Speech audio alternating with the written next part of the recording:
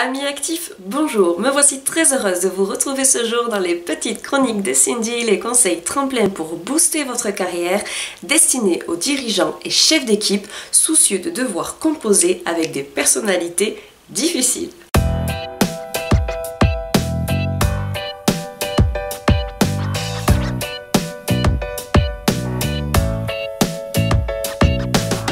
Si de nombreuses études montrent qu'un salarié heureux dans son travail est plus productif, plus performant et moins absent, il n'en demeure pas moins que certains collaborateurs peuvent en venir à donner du fil à retordre à leur manager, leur compliquant ainsi grandement la tâche. En effet, se révéler irascible, versatile, râleuse, voire jalouse, ce qui nécessite quelques conseils que voici pour mieux les recadrer.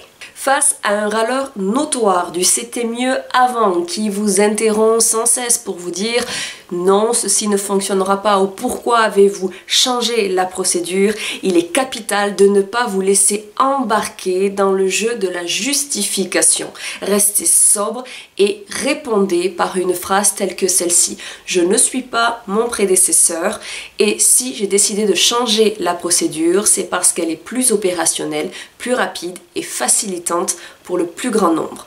Rien de plus, n'ajoutez rien d'autre et si le râleur persiste, alors le groupe excédé participera sans doute de vous seconder dans le repositionnement de cette personne.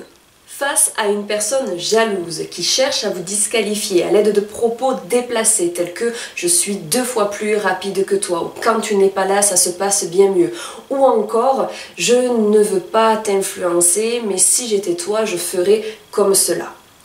Ne vous laissez pas embarquer par de tels propos. Restez une fois de plus sobre et efficace. Posez la question que voici. J'ai le sentiment que tu cherches à me déstabiliser. Qu'en est-il? Ou quelque chose comme ceci. Je crois que tu cherches à me passer un message. Pourrais-tu être plus explicite? Ces petites phrases vont pousser votre interlocuteur dans sa ligne des 22 et il se trouvera ainsi déstabilisé par votre remarque on ne peut plus claire et sans artifice.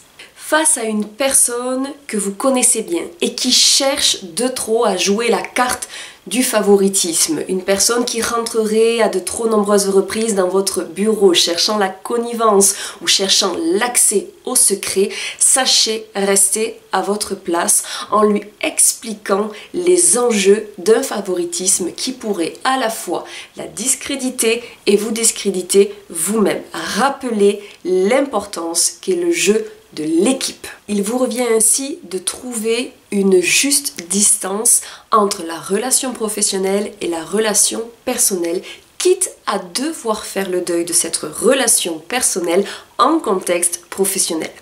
Attention toutefois, demander à votre interlocuteur de basculer du tutoiement au vouvoiement serait malgré tout ici quelque chose de bien trop fort et qui ne serait pas pour sûr compris. Vous voici désormais armés, chers responsables d'équipe, pour pouvoir repositionner des personnes dans votre équipe qui seraient par trop intrusives. Si ce thème a retenu votre attention, je vous invite à partager en dessous de la vidéo vos expériences de vie et toutes les astuces qui ont été les vôtres pour aider les auditeurs à pouvoir puiser dans ce capital recommandations, astuces et conseils. N'hésitez pas bien sûr à vous abonner de ce pas à la chaîne YouTube pour recevoir chaque semaine de nouveaux petits conseils avisés. Rendez-vous la semaine prochaine pour une nouvelle chronique en lien avec le monde passionnant du travail pour découvrir les recettes et préconisations pour atteindre un objectif.